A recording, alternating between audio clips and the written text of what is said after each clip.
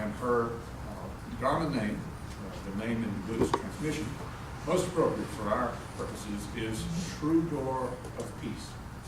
So I urge you to give a warm welcome to Judy. Thank you.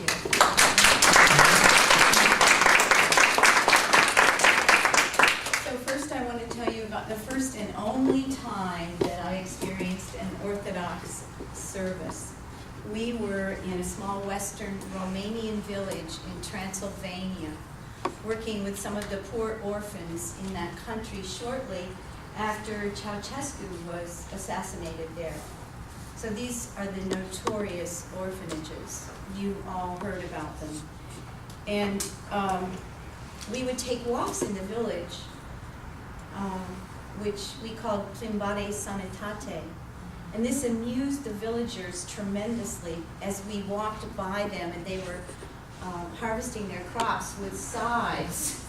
They thought this was hysterical, that we were taking health walks.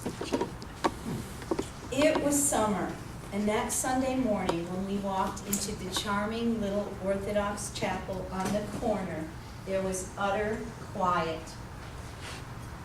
This led Philip, my husband, and me to wrongly assume that the Romanian Orthodox services were similar to the silent worship of Quakers in the U.S.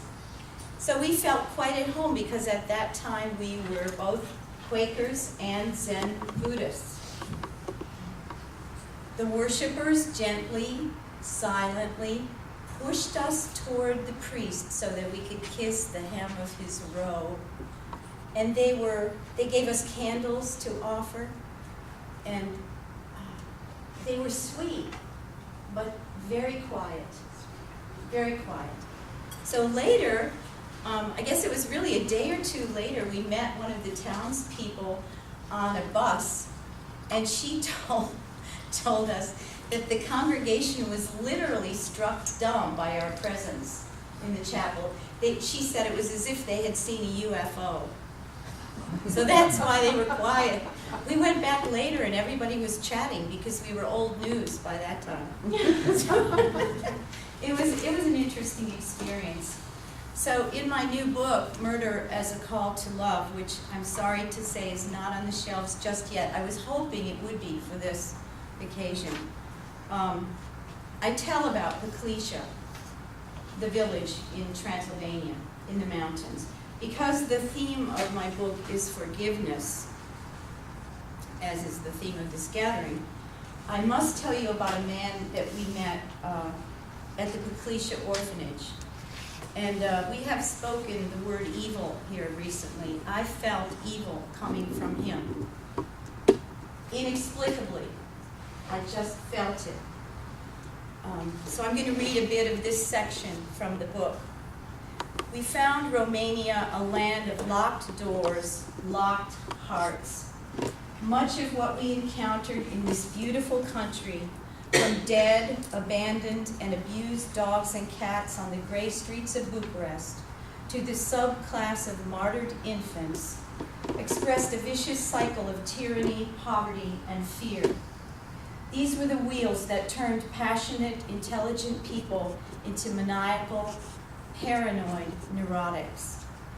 And yet Philip and I remember our time in Romania as among the happiest seasons of our life.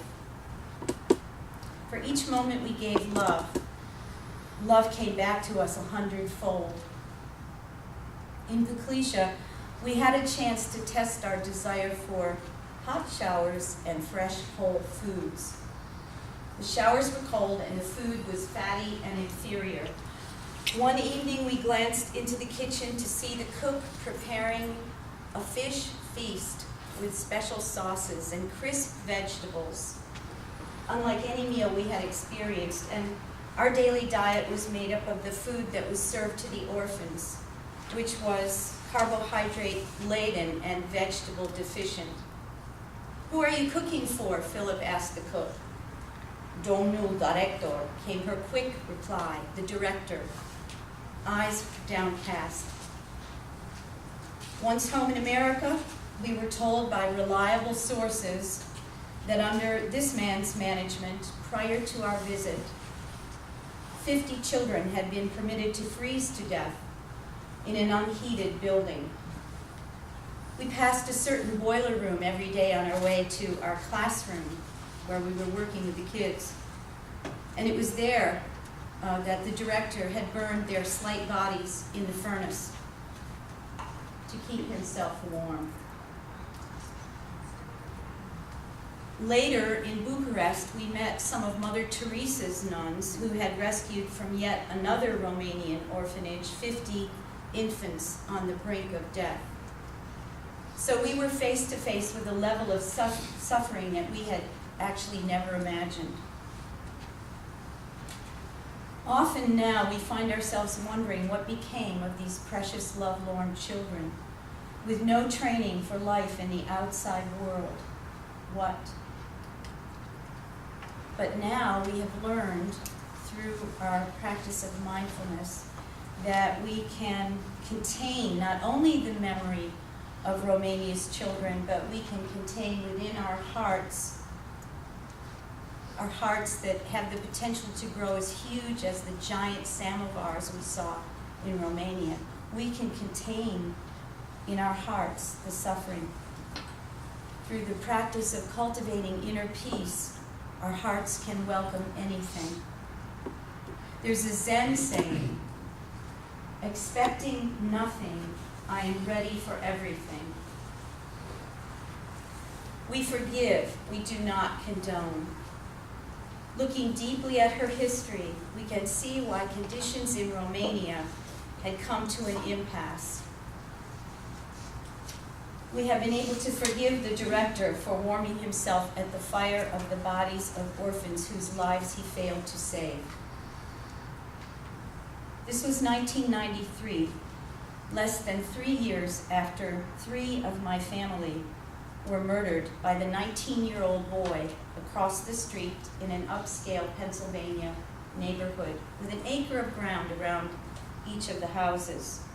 Romania, we found, is not the only violent society. Our society was the ground of our family's murders. Our society is violent. The boy's father kept an arsenal in his house. The boy had been watching slasher movies before he stabbed and bludgeoned to death my sister-in-law, Connie, and my 2 nephews, her sons, 16 and 14 years old, raping her. So that is the pivotal event of my life and my book. And I will tell you that story and of how I came to forgive the murderer. I wish I could say I forgave him right away. Azim Kamisa, the man in the film last night, was able to do that. To me, I know that he was, as we've talked about a lot here already, he was doing the work already. He was practicing and practicing and practicing in his Sufi tradition. I was not that spiritually involved, I'll tell you. So I'm going to tell you about the murder, my forgiveness of the murderer, and then some of our prison work that my husband and I did together. And because my subject matter may be somewhat difficult, I'm going to invite you right now to try a few minutes of meditation. So I'll sit down. We can calm our minds. And if we can just put our feet on the floor and just our hands in our laps and straight posture. How many people have a meditation practice already? How many people have never meditated? Okay, and how many people practice a little bit of meditation? A little bit, yeah. Okay, so so sitting straight up in the chair, and so that we can allow full breathing. And I brought a beautiful bell, which is used in our practice. We say that the bell is the sound of the Buddha, bringing us back, and the voice of the Buddha, bringing us back to our true selves. So We'll do this for about 5 to 10 minutes. David will be our timer. And our eyes are downcast.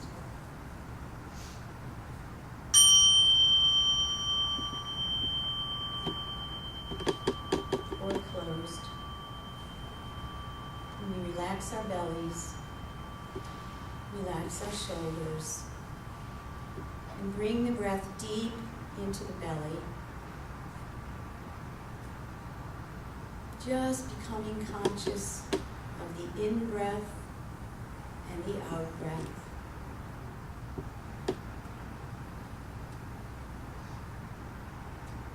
Breathing in, I know I'm breathing in. Breathing out, I know I am breathing out.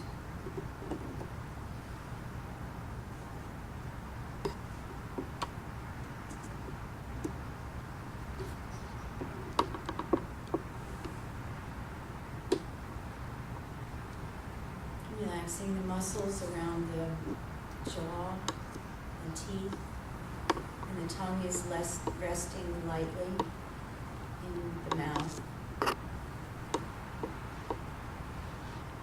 And just breathing. And just enjoying our breathing.